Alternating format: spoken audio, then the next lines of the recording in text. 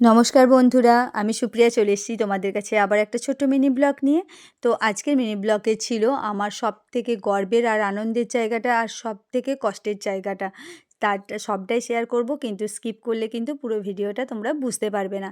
তো বোনের বাড়িতে আমি যেহেতু ৪ থেকে ৫ দিন রয়ে গেছিলাম, তো সেই কারণে বোনের চারপাশটা দেখানো হয়নি। তো বোনের একটা দাদাভাইয়ের বাড়িতে আজকে ইনভাইট থেকে আসার পথে বোনের চারপাশের এই সবজি বাগানটা আমি একটু তোমাদের সঙ্গে তুলে ধরলাম। কি ভালোই লাগে না সবজিগুলো, টাটকা সবজি দেখতে।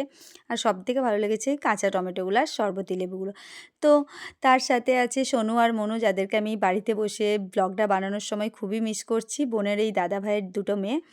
আর তোমাদেরকে বলছিলাম না আমার আনন্দের কথাটা আর গর্বের কথাটা আর সবথেকে কষ্টের কথাটা, সেটা হচ্ছে আমার বাবা। তো এখানে বাবার কথা কেন বলছি তোমরা সেটা অবশ্যই বুঝতে পারবে। তো বাবা আমার এমনই একটা মানুষ, প্রত্যেকটা ছেলেমেয়ের কাছেই বাবা তো সত্যিই খুব মহান হন। কিন্তু আমার বাবা কি জানো তো একটু অন্যরকম। উনি নিজে দুর্বল, কিন্তু কখনো আমাদেরকে দুর্বল বানাননি। আমাদেরকে যতটা চাহিদা চেষ্টা করেছে উনি পূরণ করার। তারপর যে যার আমরা আমাদের কপালে দৌড়ে বেড়াচ্ছি। হয়তো ঠিকঠাকভাবে নিজেরা কখনো সেটেল হতে পারিনি, এটা ঠিক কথাই, যে যেরকম বাবা চেয়েছিলেন হয়তো সেরকমভাবে মানুষ হতে পারিনি। কিন্তু বাবা কখনো কারো কাছে একটুকুনও মাথা নিচু করতে শেখাননি। বাবা কেন শারীরিক দিকে দুর্বল সেটা অবশ্যই তোমাদেরকে দেখাবো। হয়তো তোমরা কিছু বন্ধুরা আমার জানো যে আমার বাবা কেন শারীরিক দিকে দুর্বল। কিন্তু আমার বাবা যথেষ্ট একটা বড় জব করতেন, উনি রিটায়ারমেন্ট করেছেন।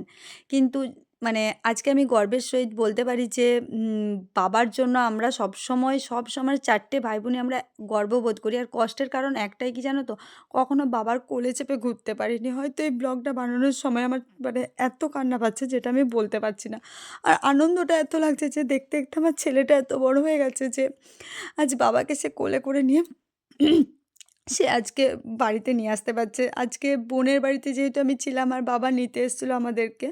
তো বাবা তো নেমে চলতে পারবে না। সেজন্য আমার ছেলে কি করেছে, দাদুভাইকে কোলে নিয়ে এভাবে ঢুকালো বাড়ির মধ্যে। তো বলো এটা কতটা আনন্দের, কতটা গর্বের। আর আমার বাবার জন্য সত্যি বলছি আর